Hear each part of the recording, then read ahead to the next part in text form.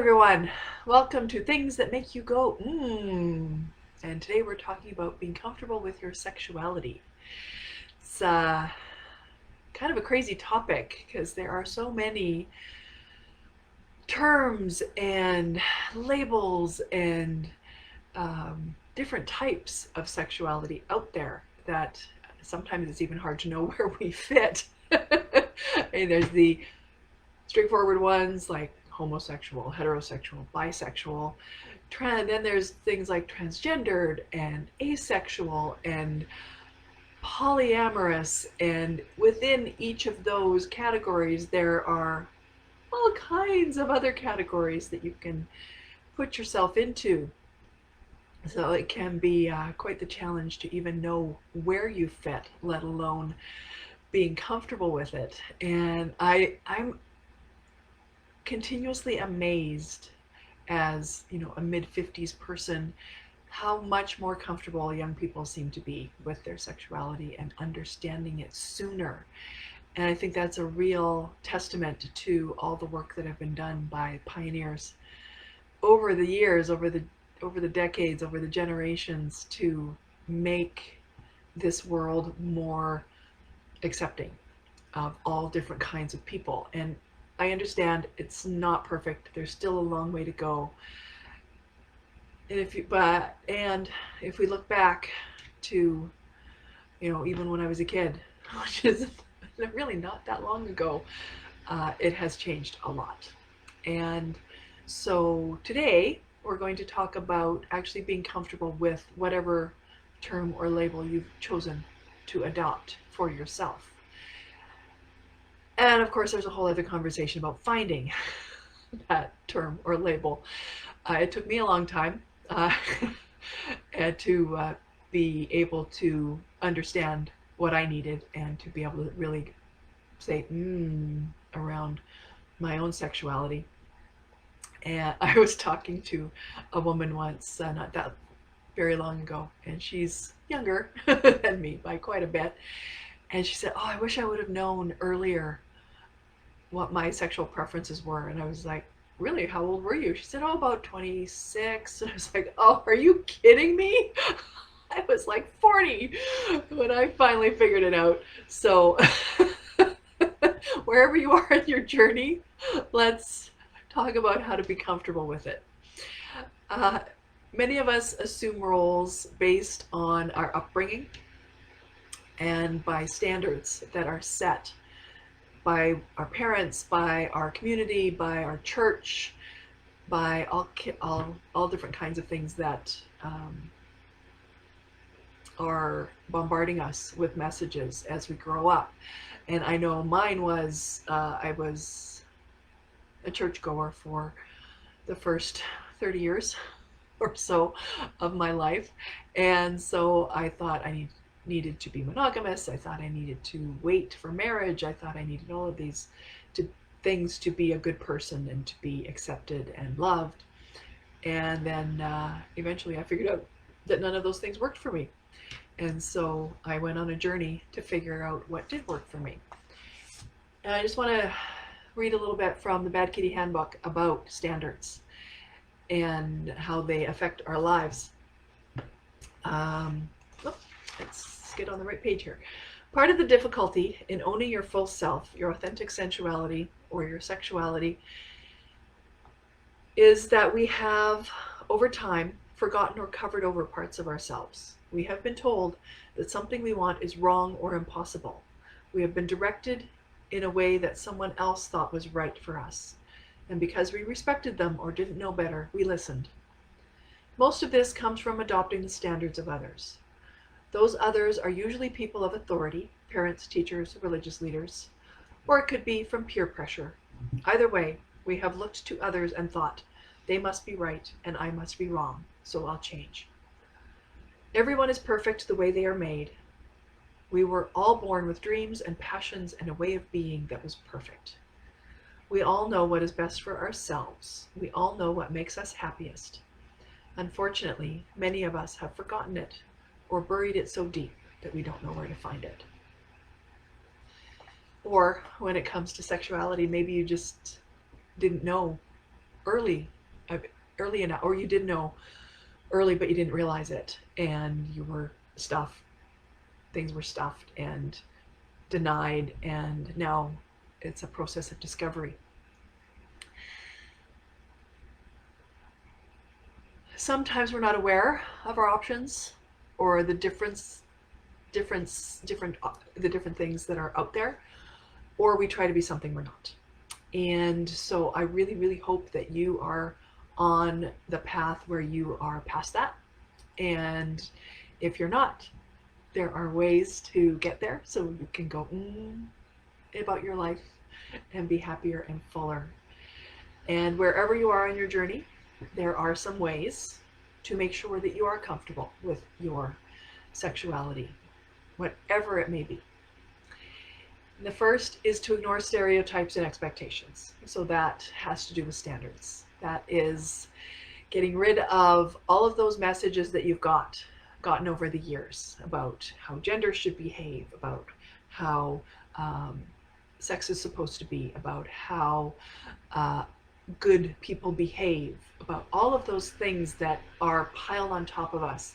Just let them go, get rid of them, put them away, and if you find that some of them work for you, take them back and leave the other ones in a corner somewhere to gather dust because they don't apply to you.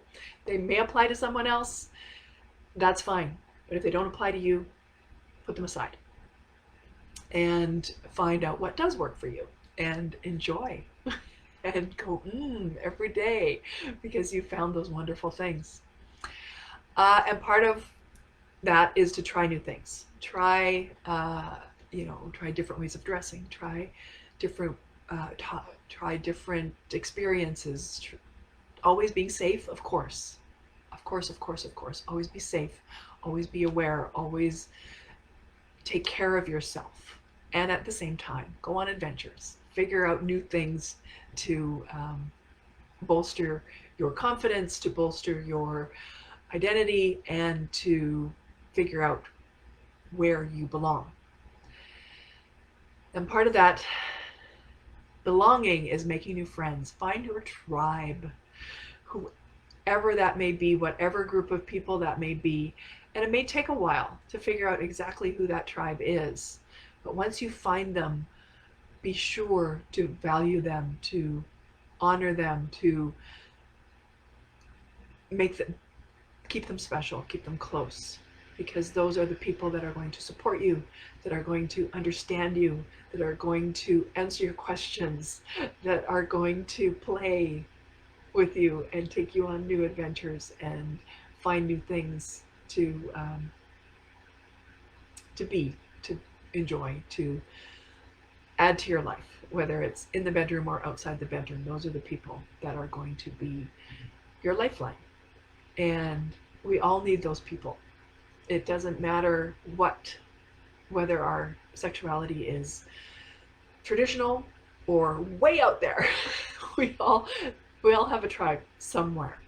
I know when I found my tribe, it was like I could breathe. It was so amazing to discover these people and to know that it was what I'd always been looking for and hadn't really realized it. I actually have a scene in my book, my serial love erotic novel, that exactly mirrors what happened to me. And it was an off-the-hand request from a date that led me to the polyamorous lifestyle, that led me to discovering who I really was sexually and what I needed. And it was a huge gift. I don't know if I've ever thanked him for asking me that question, which was, have you ever been to a swing club? But I am eternally grateful for that question because it taught me so much about who I was and what I needed. And I found my tribe. And I'm still very close to a lot of those people that I met early on because we understand each other and we know what it's all about. Another way that helps you discover your tribe is to talk to people. Ask questions, find out about who they are, what they love, and see if it matches you. And be curious. Be curious about other people. Be curious about what they have to say and how it applies to you and whether or not it works for you. And expose yourself to art.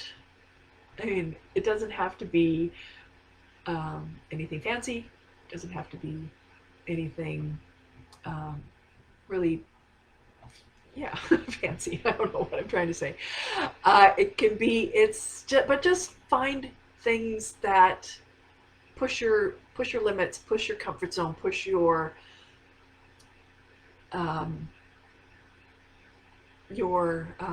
impression of yourself, because you may learn that you are more than what you already think you are. And if you already know who you are and what you need, find those pieces of art that speak to that, whether it's paintings, theater, movies, plays, books, anything in the arts. Find it, and it will speak to you. And if you are artistic, put it out there. Let you create it for yourself and show others what your sexuality is all about. That's what I did with Serial Love.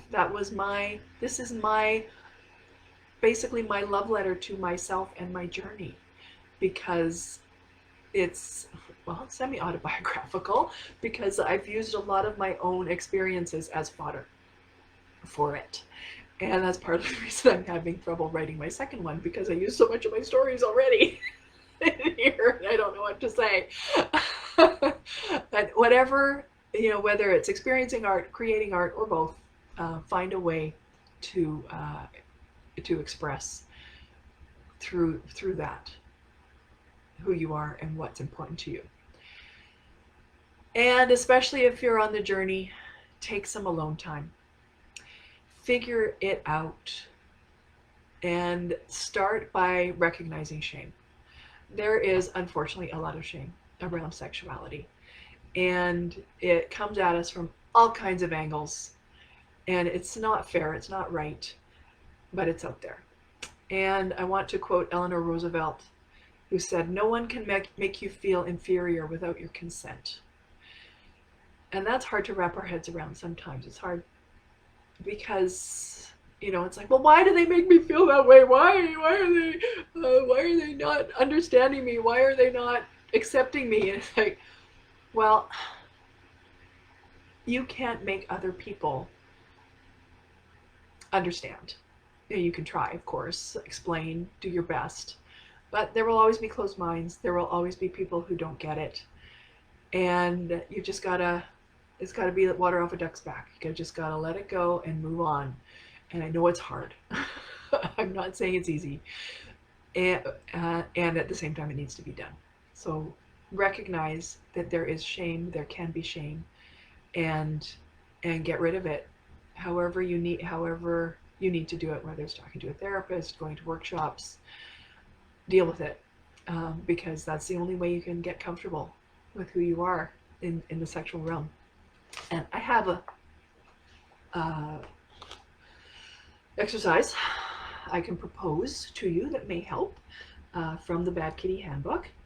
Where is it? Take a moment to sit quietly. Close your eyes and go back in time. Look for moments where you lost a piece of yourself. Look for times when you felt belittled. Find the times when you felt unheard or unappreciated. I'm sure you can find at least a few. We all have them. Go into that moment. Really feel it. Allow yourself to experience it again. See it with your new adult eyes, or older eyes if it happened as an adult, and feel it with your younger, in the moment self. Journal your memories and feelings of the experience. And then start asking yourself some questions. Do you want to stay stuck in that place? Do you want to continue to let that rule you, or do you want to move on? Forgive yourself for being stuck. Forgive whoever put you there. most likely unintentionally, possibly intentionally, only you know. And just release it and get it out and move on. And next, accept and feel comfort with your desires.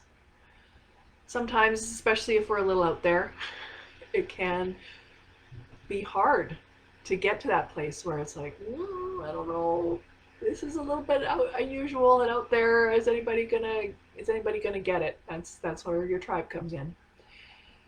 And get to that place where you are accepting and feel comfort with your desires, because we are made, biologically made, to want to have and to enjoy sex. We're not typical animals. We don't just have sex to procreate. we are actually designed to like it. So it's not very enjoyable if you're not allowing yourself to enjoy it the way that works for you. So get out there, figure it out, be safe, be safe, be safe, be safe, be smart, and find your tribe and find the comfort that you need with your sexuality so that you can experience it in the way that makes you go, because I sure want you to do that. I want you to enjoy. I want you to your face off. Love yourself, love your sexuality, and find someone to love who loves it too. Happy Sunday. Stay sexy, everybody.